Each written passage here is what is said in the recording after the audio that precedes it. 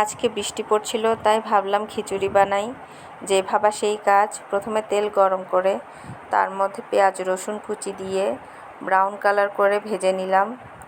ভাজা হয়ে গেলে তা উঠিয়ে তার মধ্যে আবার পাঁচমিশালি সবজি দিয়ে কিছুক্ষণ নেড়ে চেড়ে একটু লবণ দিয়ে 60% ভেজে তুলে নিলাম।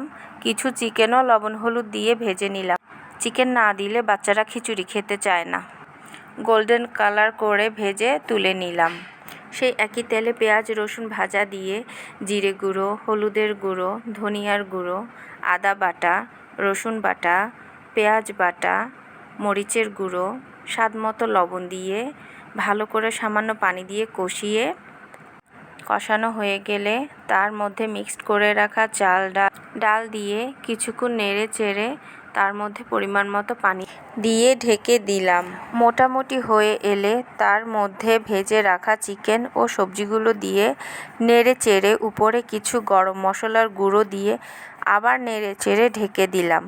হয়ে এলে ধনেপাতা ও 2-4টে কাঁচামরিচ দিয়ে নেড়ে চেড়ে ঢেকে দিলাম। ব্যাস হয়ে গেল আমার জগা খিচুড়ি। খেতে অনেক মজা ছিল।